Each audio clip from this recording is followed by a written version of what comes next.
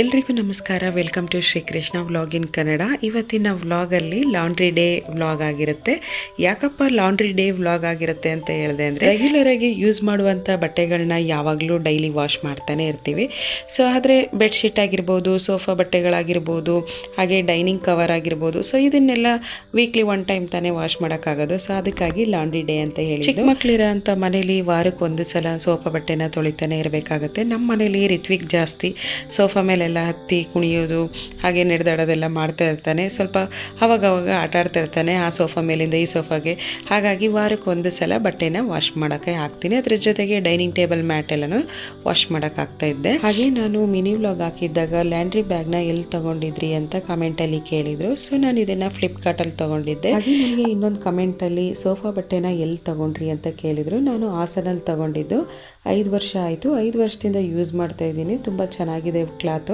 ತುಂಬಾ ಬಣ್ಣ ಏನು ಹೋಗ್ದಂಗೆ ಎಷ್ಟು ಸಲ ವಾಶ್ ಮಾಡಿದ್ದೀನಿ ನಾನು. ಒಂದು ಸ್ವಲ್ಪನೂ ಅದ್ರ ಕಲರ್ನ ಕಳ್ಕೊಂಡಿಲ್ಲ. ತುಂಬಾ ಚೆನ್ನಾಗಿದೆ. ನಾನು ಬಟ್ಟೆ ವಾಶ್ ಮಾಡಬೇಕಾದ್ರೆ ರೆಗ್ಯುಲರಾಗಿ ಯೂಸ್ ಮಾಡೋ ಅಂಥ ಬಟ್ಟೆಗಳ ಜೊತೆಗೆ ಈ ರೀತಿ ಬಟ್ಟೆಗಳನ್ನ ನಾನು ಮಿಕ್ಸ್ ಮಾಡಿ ಹಾಕಕ್ಕೆ ಹೋಗಲ್ಲ. ಸೊ ಇದನ್ನು ಸಪ್ರೇಟಾಗಿ ವಾಶ್ಗೆ ಹಾಕ್ತೀನಿ. ಹಾಗೆ ಬೆಡ್ಶೀಟ್ನ ಸಪ್ರೇಟಾಗಿ ವಾಶ್ಗೆ ಹಾಕ್ತೀನಿ. ಜಾಸ್ತಿ ನಮ್ಮ ಮನೇಲಿ ವೈಟ್ ಬಟ್ಟೆಗಳು ಜಾಸ್ತಿ ಯೂಸ್ ಮಾಡೋವಂಥದ್ದು. ಹಾಗಾಗಿ ವೈಟ್ ಬಟ್ಟೆನೇ ಬೇರೆ ಸಪ್ರೇಟಾಗಿ ವಾಶ್ ಮಾಡೋಕ್ಕೆ ಹಾಕ್ತೀನಿ. ಸೊ ಎಲ್ಲ ಒಟ್ಟಿಗೆ ಹಾಕ್ಬಿಟ್ರೆ ಏನಾಗ್ಬಿಡುತ್ತೆ, ಕಲರ್ ಇರೋ ಅಂಥ ಬಟ್ಟೆಗಳು ಅಂದರೆ ಕಲರ್ ಹೋಗುವಂಥ ಬಟ್ಟೆಗಳು ಕೂಡ ಇರುತ್ತೆ.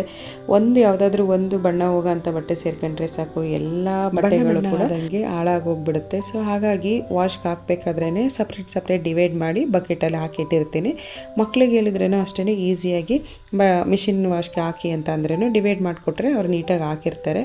ಹಾಗೆ ನಾನು ಬಟ್ಟೆ ಎಲ್ಲ ವಾಶ್ಗೆ ಹಾಕಿ ನಾನು ಲಾಂಡ್ರಿ ಕೆಲಸ ಎಲ್ಲ ಮುಗಿಸ್ಕೊಂಡು ಬೆಳಗ್ಗೆ ತಿಂಡಿಗೆ ನಾನು ಚಪಾತಿ ಮತ್ತು ಚೆನ್ನ ಮಸಾಲ ಮಾಡಿದ್ದೆ. ಅವನಿಗೆ ಚೆನ್ನ ಮಸಾಲ ಅಂದರೆ ತುಂಬಾ ಇಷ್ಟ. ಚಪಾತಿ ಅಂದ್ರೂ ತುಂಬ ಇಷ್ಟಪಟ್ಟು ತಿಂತಾನೆ.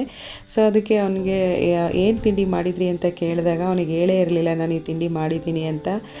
ತಿಂಡಿ ಕೊಟ್ಟಾಗ ಆಶ್ಚರ್ಯದಿಂದ ನೋಡ್ತಿದ್ದ, ನನಗೆ ಹೇಳೇ ಇಲ್ವಲ್ಲ ಅಮ್ಮ ನೀವು ಈ ತಿಂಡಿ ಮಾಡಿದ್ದೀನಿ ಅಂತ ಹೇಳಿ. ಹಾಗೆ ನಾವು ತಿಂಡಿ ಮಾಡೋಷ್ಟರಲ್ಲಿ ವಾಶ್ಗೆ ಹಾಕಿರೋ ಬಟ್ಟೆಗಳೆಲ್ಲ ವಾಶ್ ಆಯಿತು. ಟೆರೆಸ್ ಮೇಲೆ ತಗೊಂಡೋಗಿ ಒಣಗಾಕೋಣ ಅಂತ ತಗೊಂಡೋಗ್ತಿದ್ದೆ. ಬಿಸಿಲಂತೂ ಹೇಳೋದೇ ಬೇಡ, ಅಷ್ಟು ಸೆಕೆ ಇದೆ. ಪಾಂಡಿಚೇರಿಲಿ ಬಿಸಿಲು ಬಗ್ಗೆ ಸೆಕೆ ಬಗ್ಗೆ ಮಾತಾಡೋದೇ ಬೇಡ, ಅಷ್ಟು ಸೆಕೆ ಇರುತ್ತೆ. ಹಾಗೆ 1-2 ದಿನಗಳಿಂದ ಮಳೆ ಇತ್ತು. ಸ್ವಲ್ಪ ವೆದರು ಚೇಂಜ್ ಆಗಿತ್ತು. ಆದರೆ ಮತ್ತೆ ತಿರ್ಗಾ ಬಿಸಿಲು ಸ್ಟಾರ್ಟ್ ಆಯಿತು. ಕೂಲ್ ಆಗಿತ್ತು 1-2 ದಿನ ಮಳೆ ಬಂದಿದ್ದರಿಂದ. ಸೊ ಮತ್ತೆ ಇವಾಗ ಬಿಸಿಲಿರೋದ್ರಿಂದ ಮತ್ತೆ ತಿರ್ಗಾ ಸೆಕೆ ಜಾಸ್ತಿ. ಕಮೆಂಟಲ್ಲಿ ಕೇಳಿದ್ರಿ ಆಯಿಲ್ ಬಾಟ್ಲದು ಲಿಂಕ್ನ ಕೊಡಿ ಅಂತ ಹೇಳಿ.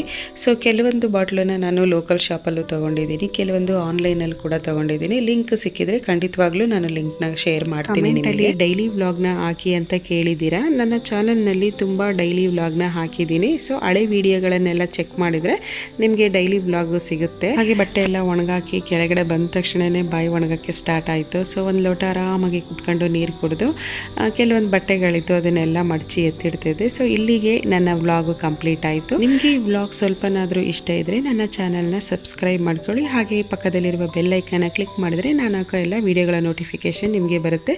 ಸೊ ಜೊತೆಗೆ ಲೈಕ್ ಮಾಡಿ. ಸಿಗೋಣ ಮುಂದಿನ ವ್ಲಾಗಲ್ಲಿ. Thank you.